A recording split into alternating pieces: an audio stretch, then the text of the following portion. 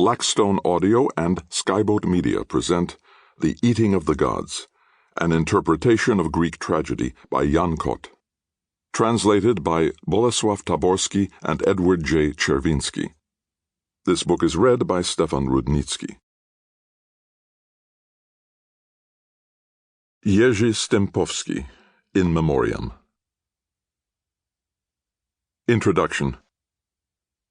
The camp houses 250,000 of the millions of refugees in rows and rows of tents.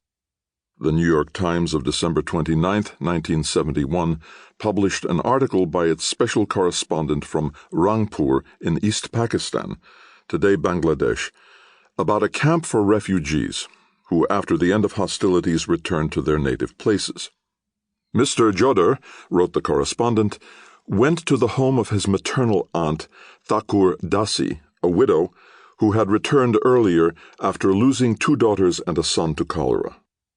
"Have you come, my children, to share the misery?" she asked. "I doubt Rangpur will be the same again. They say when people die prematurely they become ghosts.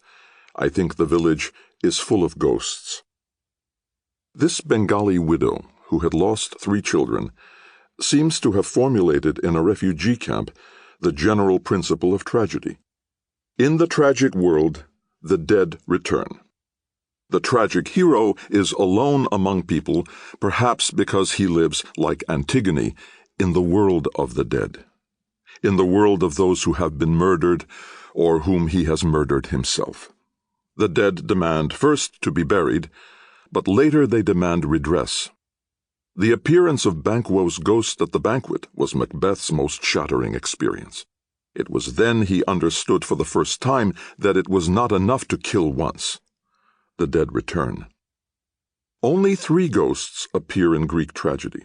Clytemnestra, the mother snake, tries in vain in the Eumenides to wake up the sleeping Furies. In the Persians, Darius returns to learn of the defeat suffered by his son and goes away forecasting more defeats. Polydorus, murdered and unmourned, asks in Euripides Hecuba to be buried by the hands of his mother and forecasts the death of the last children of Priam. Ghosts and corpses call for revenge. The altar in the center of the orchestra, often turned into a grave, or the bodies of those killed laid in the proscenium, fulfill in Greek tragedies the function of the ghost. Agamemnon's tomb is placed on stage in the libation bearers, and like the ghost of Hamlet's father, he asks that his Sample complete. Ready to continue?